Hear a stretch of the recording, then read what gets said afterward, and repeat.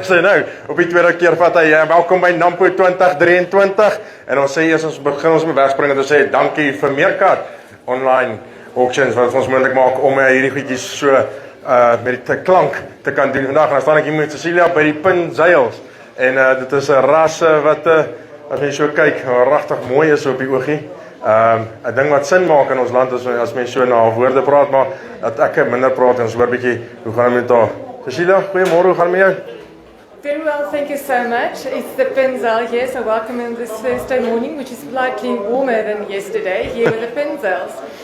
Okay, let me switch over to my English, my best English I can give you. The PinZ2yls in South Africa, a young breed in terms of breeds overall, but it grew quite well in certain areas and is growing in other parts as well. What are your guys' plans in terms of growing the breed in different areas of the country? You're quite right, we are a new breed. It's formally registered only in December last year, eventually. So the bigger challenge at this stage is for the mindset to change, that it's not just a ZZ2 breed where it was developed, but it's a breed that is literally being currently used, especially commercially, throughout the country. These animals that's here with Nampo is in Brandfort, situated on a farm there of Willie Jacobs.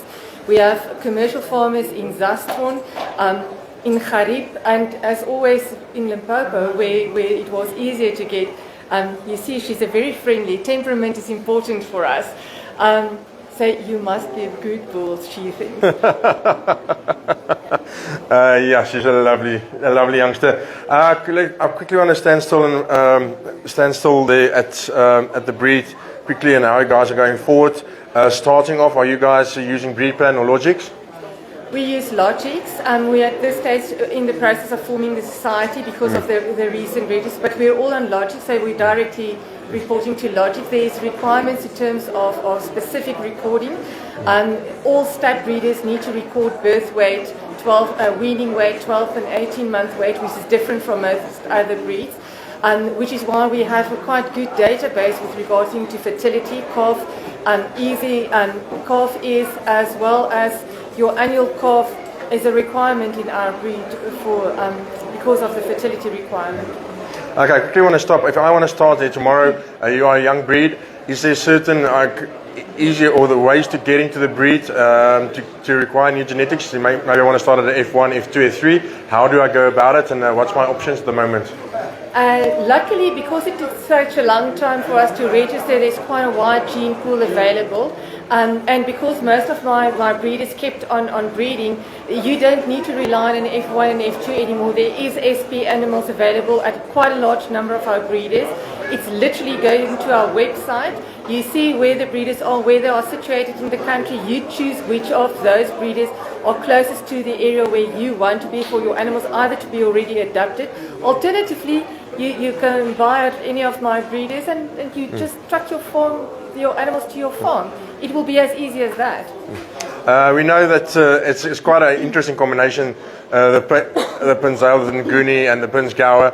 You've got the fertility of the Nguni on the one side, that's probably the most fertile breed in the country. Then you've got the PinZ2yl on the other side, that's very much a milk breed. So putting the two together, you should have, and if you can get the middle of the road sort of animal, you should have something special. It is, because remember there's certain traits and characteristics that is common to both of those original, the Nguni and the PinZ2yl. Longevity and fertility is just two of them. High fertile bulls is another one, and good mothering abilities. That's the common characteristics. And then, of course, the high quality and volume of the milk of the PinZ2yl, which is a dual breed in Europe, not here in South Africa, but definitely there. With the growing ability and hardiness of the Nguni, if you then put all of those together, the PinZ2yl retained the common characteristics, but with the growing ability of the Nguni with a high milk yield, then you get the animal with a bigger carcass and body, as you see here, more slightly to the PinZ2yl type, although it remains a medium frame animal with walkability and adaptability, so that you can have an animal with a better skin coat and better hair quality adapted for South Africa specifically. If you look at this bull here, quite a long bull. If you look at from the top to the back, got good length on him. Is this a sort of typical bull that you're looking for at the moment? Is that what you want? The length and overall muscling on this bull? That's exactly what we are looking for. You'll see masculinity is quite important. We have proper length of body. Sprong van rib is important for us. But the males must be male. You must see the bull from far. He must stand out in the herd.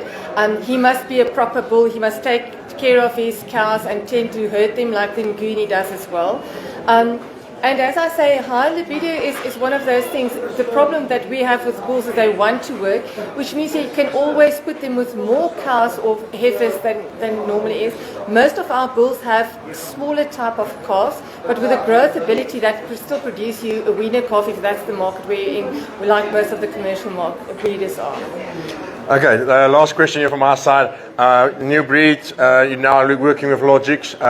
Do you guys have a plan on what you're going to focus on your values, what is going to be your core stuff, and moving forward and making sure that the breed is a strong player in the future in the beef industry? The consistency is always important. If you're a breeder that buys into a new breed like this, you would like to know that what you see is what you're going to get, and that's how they will perform on your farm.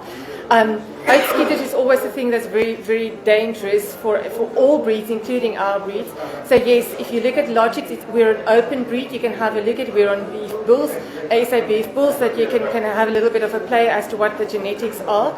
But yes, we try for consistency. That's the most important part. It's to position the animal that you have a really good expectation of what you can expect when you breed with them on your farm, considering your circumstances there.